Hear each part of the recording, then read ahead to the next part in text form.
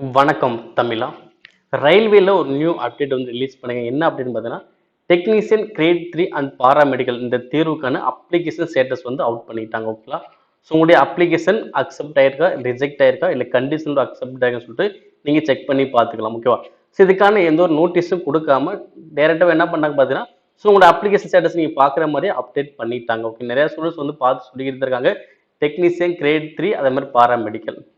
ஓகேங்களா? நம்ம தெரியும் டெக்னீசியன் கிரேட் 1 சிக்னல் வந்து பார்த்தீங்கன்னா ஆல்ரெடி அப்ளிகேஷன் ஸ்டேட்டஸ் ரிலீஸ் பண்ணியிருந்தாங்க. இன்னைக்கு வந்து பார்த்தீங்கன்னா டெக்னீசியன் கிரேட் 3 பாராமெடிக்கலுக்கும் அப்ளிகேஷன் ஸ்டேட்டஸ் வந்து ரிலீஸ் பண்ணிட்டாங்க. ஓகேங்களா?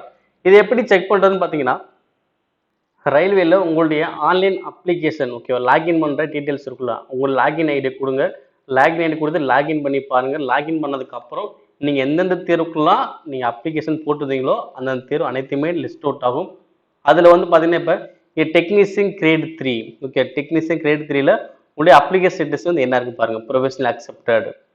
ஓகேங்களா? இதுக்கு முன்னாடி அசிஸ்டன்ட் லோக்கோ பைலட் கொடுத்தாங்க, ஜேஇ கொடுத்தாங்க, கிரேட் 1 சிக்னல் கொடுத்தாங்க. இப்போ கிரேட் 3யும் பாராமெடிக்கலும் உங்களுக்கு அப்டேட் பண்ணிட்டாங்க. ஓகேங்களா? ஸோ அதே மாதிரி ஆர்பிஎஃப்எஸ்ஐக்கு முன்னாடி விட்டுட்டாங்க. ஓகேங்களா?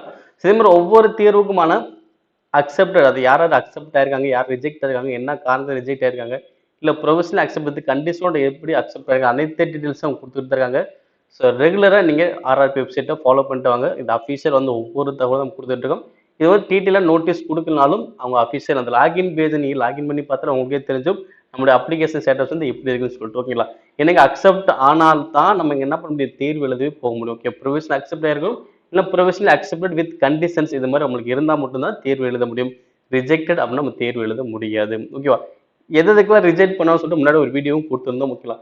இந்த எப்படி நம்ம செக் பண்ண சொல்ல லாகின் டீடைல்ஸ்க்கான லிங்க் கீழே டிஸ்கிரிப்ஷன் தரேன். So, அந்த லிங்க்ல போய் உங்களுடைய லாகின் ஐடி ஓகேவா, லாகின் ஐடி பாஸ்வேர்ட் கொடுத்து லாகின் பண்ணி பாருங்க.